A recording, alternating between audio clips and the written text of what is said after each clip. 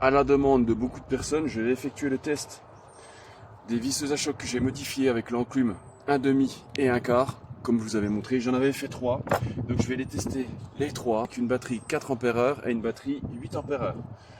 Avec les douilles spécifiques. On va faire ça sur les roues de voiture pour voir un petit peu en fait l'efficacité qu'elles ont avec les douilles et les enclumes. Déjà s'assurer que ce soit bien serré. Déjà là, on sait qu'il y a 110. Parce que là, mes écrous, ma clé des blocs directs. Voilà, on est bon. Là, on va mettre les batteries 4 Ah dessus tout de suite. Je me suis fait un beau petit support batterie. Allez, on essaie ça. Hop.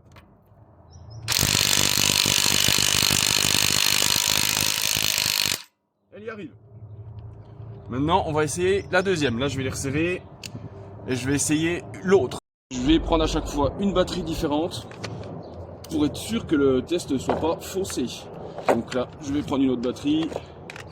Allez, c'est parti. J'ai resserré au couple. Vous avez vu la différence de vitesse de rotation de celle-là?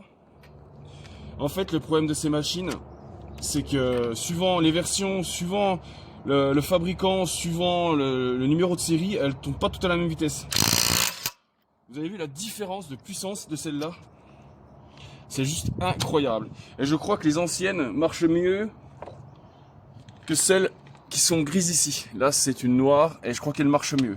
Donc déjà là, je sais même pas si ça vaut le coup de faire le test avec une batterie de 8 Ah. Parce que vous avez vu comme elle dépote. Hein. On va quand même faire ça avec la dernière. Donc là, celle-là, c'est validé, mais difficilement. Celle-là, c'est validé, mais easy, comme vous avez pu constater. Donc là, on va faire ça avec la dernière. Pareil, hein, c'est une noire. Je resserre au couple. Voilà. Et là, on essaie avec celle-là. Ah ouais, mais clairement la différence. Vous avez vu comme elle dépote? Alors ce qu'on va faire, on va resserrer. On va refaire un essai avec la première. Ouais, mais c'est violent la différence, hein, franchement. Allez, je resserre au couple. Et je vais vous remontrer la toute première que j'ai essayée. On va faire les deux en même temps. Enfin, les deux en même temps, je me comprends. Juste après, l'une après l'autre. Alors, je vais faire celle-là. Vous voyez bien la différence quand même. Hein. C'est assez flagrant. Hein. Hop, là, on reprend celle-là tout de suite. Franchement, on va mettre une 8 Ah sur l'autre pour voir la différence. Allez, on va y faire neiger une 8 Ah. Ouais, ça va mieux. Mais concrètement, vous donnez mon verdict. Je sais pertinemment que dans les commentaires, il y aura des gens qui vont dire c'est pas fait pour desserrer les roues de voiture, tu vas la cramer, patati patata.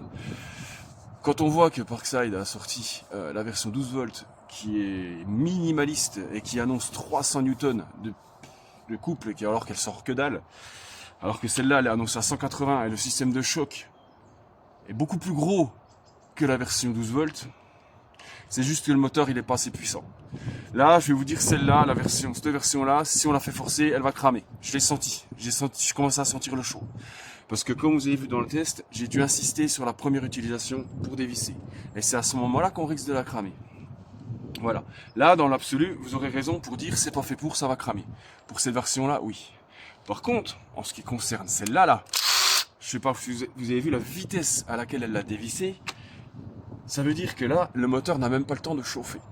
La plus grosse crainte pour une visseuse à choc et une clé à choc, c'est la chauffe moteur. Parce qu'en fait, ça débraye. Donc l'effort, dès que ça force, ça débraye, ça tape, ainsi de suite.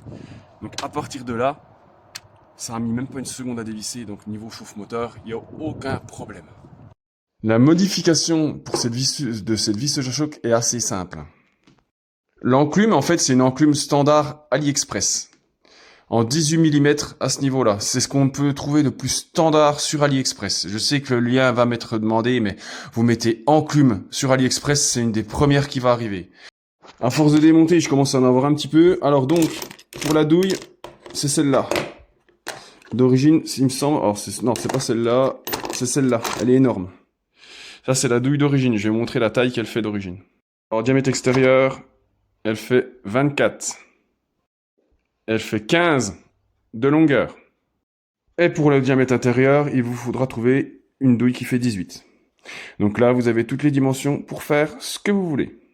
Étant donné que la petite visseuse à choc performance est très dure à trouver, bah, je peux vous assurer que celle-là, avec la douille spéciale comme ça, en 1,5, franchement, elle est très efficace. Surtout si vous voulez faire vos roues de voiture. Et du coup, en plus, elle est moins chère que la performance. Et pour faire les roues 2 fois dans l'année, franchement, elle va largement bien. J'espère que ce petit test vous aura plu. Allez, tchuss!